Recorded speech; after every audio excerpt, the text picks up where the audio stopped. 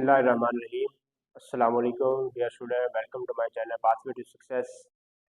जैसा कि हमने जीआईटी का चैप्टर स्टार्ट किया हुआ था और लास्ट लेक्चर में उसकी क्लासिफिकेशन को हमने मैकेनिज्म की बेस पे पढ़ लिया था और उसके बाद हमने पहली उसकी क्लास एंटी हिस्टामीन जो थी उसके बारे में हमने पढ़ा था। आज इसकी क्लासिफिकेशन में से सबसे इम्पोर्टेंट जो क्लास है यानी इम्पोर्टेंट जो ड्रग उसके बारे में पढ़ने जा रहे हैं, जिसके बारे में अक्सर आपके जो एग्ज़ाम के हवाले से अगर देखा जाए तो एग्ज़ाम में आपसे क्वेश्चन पूछा जा रहा होता है। तो डायरेक्ट भी आपसे इसके बारे में क्वेश्चन इस तरह पूछा जा सकता है कि उस ड्रग का जो एक एग्जांपल में से है, कोई एक ड्रग दे दी है, सिनेरियो बेस्ड भी क्वेश्चन आ सकता है या वैसे भी सिंपल आपको ऐसे पूछा जा सकता है कि इस क्लास के अंदर ओमेप्राजोल जो है ना इम्पोर्टेंट क्लास की ड्रग है, प्रोटोटाइप ड्रग है। तो इस डायरेक्टली जो है ना इसके बारे में, इसकी मैकेनिज्म ऑफ एक्शन, इसके एडवर्स के बारे में आपसे पूछा जाता है, या डायरेक्टली जो है ना प्रोटॉन पंप इनहिबिटर के तौर पे यानी इस क्लास का नाम लेकर आपसे मैकेनिज्म पूछा जाता है।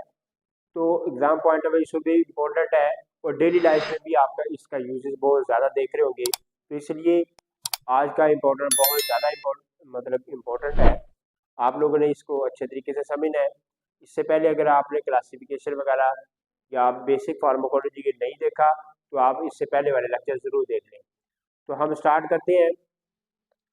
तो सबसे पहले गैस्ट्रिक एसिड सिक्रीशन है, यानी इसने क्या करना है, गैस्ट्रिक एसिड सिक्रीशन को इनहिबिट करना है, यानी इनहिबिटर के तौर पे काम करेगा। ये वाली जितनी भी हम इसकी क्लासिफिकेशन पढ़ रहे होंगे सब में हम देख रहे होंगे कि हम किसी न किसी तरीके से एसिड की जो सिक्रीशन ओवर प्रोडक्शन हो चुकी थी उसको कम करने की कोशिश कर रहे हैं। तो इस क्लास में प्रोटॉन पंप इनहिबिटर है जो कि एसिड की सिक्रीशन को कम करेगा। इसकी एग्जांपल को देख लेते हैं। ओमेप्राजोल है, इसोमेप्राजोल है, पेंटोप्राजोल है या लेंसोप्राजोल है। ये बहुत ज़्यादा मतलब आपने जब क्लासिफिकेशन पढ़ी थी उसके अंदर नंबर ऑफ एग्जांपल हमने देखी। तो इम्पोर्टेंट जो इम्पोर्टेंट ड्रग्स है उसका हमने मेंशन कर दिया है। तो सबसे पहले हम ओमेप्राजोल को ही देख लेते हैं क्योंकि यही प्रोटोटाइप ड्रग है। तो प्रोटोटाइप ड्रग आपको पता है कि ऐसी ड्रग जो पूरी की पूरी क्लास की रिप्रेजेंटेशन कर रही होती है, यानी प्रॉपर्टी के हर लिहाज से अगर देखा जाए तो उसकी 100% जो है ना प्रॉपर्टी, उसका मैकेनिज्म, हर चीज़ जो है ना अपनी बाकी क्लास को रिप्रेजेंट कर रहा होता है। तो उससे ऐसी ड्रग को हम प्रोटोटाइप ड्रग बोलते हैं। और ओमेप्राजोल जो है ना ये प्रोटोटाइप क्लास की यानी प्रोटोटाइप ड्रग है इस क्लास की, और मोस्ट इफेक्टिव एसिड सुप्रेसेंट यानी एसिड इनहिबिटर यानी एसिड की सिक्रीशन को कम करने वाली ये मोस्ट इफेक्टिव ड्रग है। और अगर इसके पॉइंट इंपॉर्टेंट पॉइंट देख लेते हैं उसके बाद यही पॉइंट जो है ना उसके मैकेनिज्म को ही शो कर रहे हैं, यानी किसी न किसी तरीके से हम देख रहे होंगे कि ये एसिड की सिक्रीशन को कम कर रहे होंगे। सबसे पहले तो आप लोगों को पता है कि पार्टिकल सेल जो होते हैं वो हाइड्रोजन आयन की प्रोडक्शन कर रहे होते हैं। वो किस वक्त प्रोडक्शन शुरू होती है, जब वहां पे पार्टिकल सेल के अंदर हाइड्रोजन पोटेशियम एटीपेज पंप होता है। वो किसी भी स्टिमुलस की वजह से, किसी भी वजह से जब एक्टिवेट होता है, जब उसकी एक्टिवेशन होती है तो वो हाइड्रोजन आयन की प्रोडक्शन शुरू कर देता है। और जब हाइड्रोजन आयन प्रोड्यूस होता है तो एटीपेज पंप के जरिए से वो पार्टिकल सेल से ल्यूमन की तरफ मूव कर रहा होता है। तो वहां पे ल्यूमन केविटी के यानी ल्यूमन के अंदर जो है ना क्लोराइड आयन पहले से मौजूद होते हैं।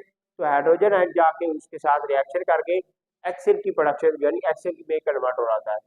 तो इसी तरीके से मुसलसल जो है ना इसका लेवल बढ़ता जाता है और फिर पेप्टिक अल्सर की कंडीशन प्रोड्यूस हो जाती है। तो particle cell secrete the hydrogen ion with the help of hydrogen potassium ATPase pump, यानी इसकी एक्टिवेशन से फौरन जो है ना इसके स्टार्ट करने होते हैं। This is the final step of acid secretion. ज़ाहिर है इस हाइड्रोजन की जब प्रोडक्शन हो रही है, जब इसकी एक्टिवेशन हो जाती है तो फिर उसके बाद जो है ना हाइड्रोजन आयन क्लोराइड आयन के साथ जो है ना रिएक्शन के बाद वो एक्सेल में कन्वर्ट हो रहा था, और यही जो है ना फाइनल स्टेप होता है एसिड की सिक्रीशन का। ये किसी भी स्टिमुलस की वजह से आपको पहले भी मेंशन कर दिया है। उसके बाद तीसरा पॉइंट हमारे पास है proton pump inhibitor are inactive prodrug, यानी जब हम ड्रग दे रही होती है स्टार्ट में ये प्रो फॉर्म में होती है, प्रो जो स्टार्ट में यानी इनएक्टिव फॉर्म में होती है। जब उसको उसकी फेवरेबल कंडीशन जिसके अंदर वो उसने एक्टिवेट होना यानी मेटाबोलाइज होना यानी इनएक्टिव फॉर्म से एक्टिव फॉर्म में कन्वर्ट होना है, तो जब फेवरेबल कंडीशन मिलेगी तो वो प्रो ड्रग से एक्टिव ड्रग के अंदर कन्वर्ट हो जाए। प्रो ड्रग यानी इनएक्टिव ड्रग है। उसके बाद क्या होगा कि दे accumulate in parietal cell and here they are quickly get activate in the acid environment, यानी एसिड की इन्वायरमेंट के अंदर ये जो है ना जैसे जैसे हाइड्रोजन आयन accumulate होते जाते हैं तो वहां पे जो है ना एसिड की accumulate यानी ये are accumulate in the parietal cell, यानी ये हमारे जो प्रोटॉन पंप इनहिबिटर के तौर पर ड्रग इस्तेमाल हो रही है उसकी बात हो रही है कि जैसे ही ये एसिड इन्वायरमेंट इसको मिलेगा वहां पे इसने इकामुलेट हो जाना है, एसिड इन्वायरमेंट की प्रोडक्शन ज्यादा होगी तो उस वक्त ये जो है ना फिर एक्टिव फॉर्म में कन्वर्ट होता है। जब एक्टिव फॉर्म में कन्वर्ट होता है तो सल्फोनामाइड के अंदर जो है ये कन्वर्ट हो जाता है। Active form firmly bind to the hydrogen potassium ATPase form के साथ जो है ना ये कोवलेंट बॉन्ड के जरिए से इसके साथ बाइंड हो जाता है और उसके बाद क्या करता है कि ये जब उसके साथ कोवलेंट बॉन्ड अच्छे से बॉन्ड बन जाता है, मजबूत बॉन्ड बनता है, तो उसके बाद इसने इसी जो है ना एटीपेज पंप को ही इनहिबिट करना है, irreversibly inhibit the irreversibly proton pump. जब ये इनहिबिट हो जाएगा तो उसके बाद जो एसिड की सेक्रेशन हो रही थी ये ऑटोमेटिकली कम होती जाएगी यानी इनहिबिट हो जाएगी। और यानी कि हम इस ड्रग को इस्तेमाल कर रहे हैं एसिड की सेक्रेशन को कम करने के लिए, तो इस तरीके से ये काम कर रहा होता है। These are enteric-coated to prevent the premature activation, यानी enteric-coated हम खुद बना रहे होते हैं ताकि इसको जब फेवरेबल कंडीशन मिलेगी तो फिर ही जो है ना इस ड्रग ने कन्वर्ट यानी इनएक्टिव फॉर्म से एक्टिव फॉर्म में कन्वर्ट हो जाएगी, इसकी ब्रेकडाउन फिर ही स्टार्ट होती है।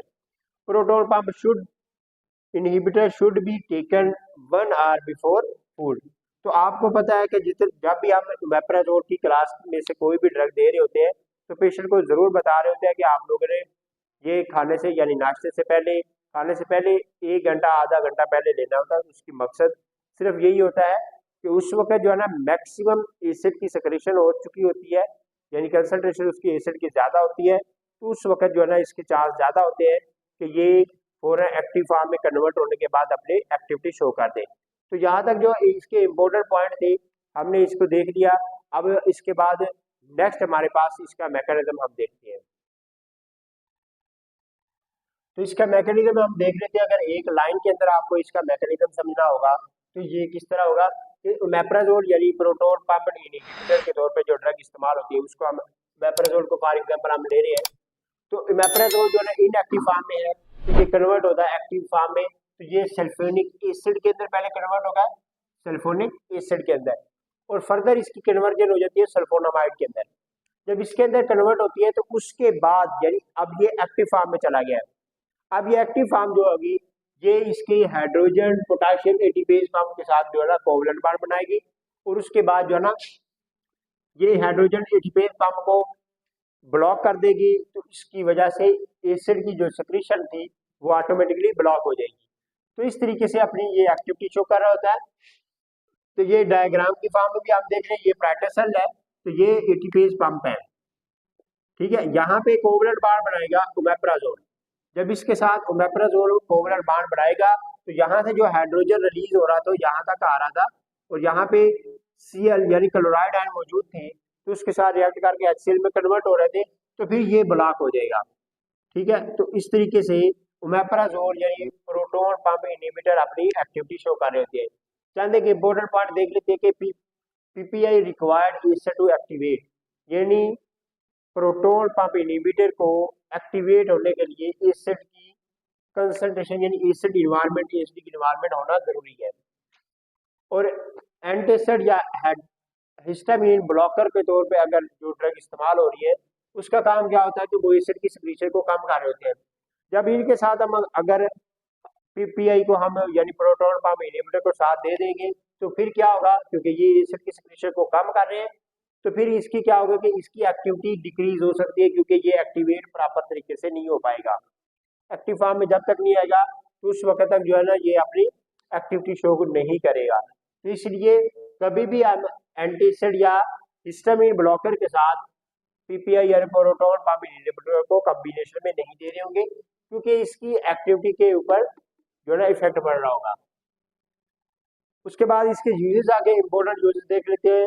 और पेप्टिक अल्सर के अंदर हम इसको इस्तेमाल कर रहे होते हैं, जीआरईडी के अंदर हम इसको इस्तेमाल करते हैं, ड्रग इंड्यूस अल्सर के अंदर, एच पाइलोरी रेजिमेंट के जब इसकी कॉम्बिनेशन में हम रेजिमेंट चला रहे होते हैं तो उस वक्त है जुलेंजिगर लीजन सिंड्रोम के अंदर हम इस्तेमाल करते हैं, या स्ट्रेस इंड्यूस अल्सर के अंदर। तो ये इंपॉर्टेंट कंडीशन है जिसके अंदर हम पीपीआई को ज़्यादा से ज़्यादा इस्तेमाल कर रहे होते हैं। तो अब आगे इसके एडवर्स इफेक्ट।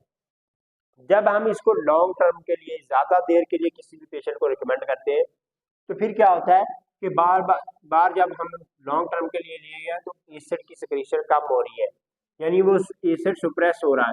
तो उस दौरान बैक्टीरियल जो ग्रोथ थी है वहाँ पे मौजूद जो बैक्टीरिया होते हैं, कुछ बैक्टीरिया जिसको एसिड इन्वायरमेंट की ज़रूरत होती है, तो उसके लिए ज़ाहिर उसकी ग्रोथ डिपेंड मतलब उसके ऊपर डिपेंड कर रही है। और कुछ ऐसे बैक्टीरिया के जो एसिड इन्वायरमेंट जो है ना कम होने की वजह से, ज़्यादा होने की वजह से उसकी ग्रोथ कम हो रही थी, तो अब ग्रोथ बढ़ने जाए, यानी उसकी ओवरऑल अगर देखा जाए तो बैक्टीरिया की ग्रोथ के ऊपर इसका इफेक्ट पड़ रहा होगा। उसके बाद डिजीनेस प्रोड्यूस होगा, हेडिक होगा, डायरिया, एब्डोमिनल पेन वगैरह भी ये देखने को मिल सकता है।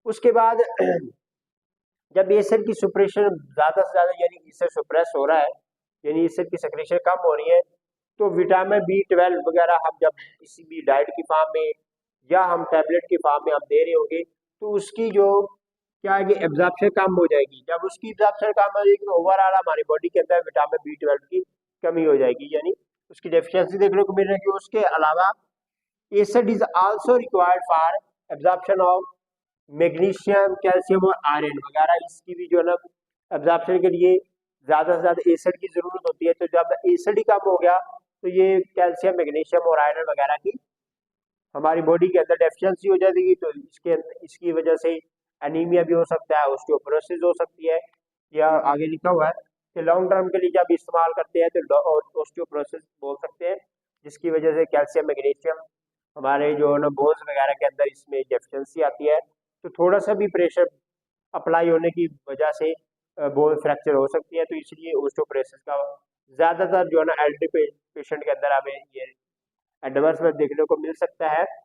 तो यहाँ तक जो है ना इम्पोर्टेंट जो इस प्रोटॉन पंप इनहिबिटर के यूजेस से एडवर्स इफेक्ट आपने देख लिए। तो आज का लेक्चर के अंदर अगर आपको कोई भी किसी किस्म का क्वेश्चन है तो आप जरूर पूछ सकते हैं। बाकी एक दो और लेक्चर है, इंशाल्लाह इस चैप्टर को हम कंप्लीट करेंगे। बाकी नेक्स्ट इंशाल्लाह उसके बाद जो एक नए टॉपिक के साथ आपके सामने होंगे। तो आपका फीडबैक हमारे लिए इम्पोर्टेंट है, आप फीडबैक ज़रूर दिया करें ताकि हम आने वाले लेक्चर मज़ीद इम्प्रूवमेंट के साथ आपको डिलीवर कर रहे होंगे। अल्लाह हाफिज़।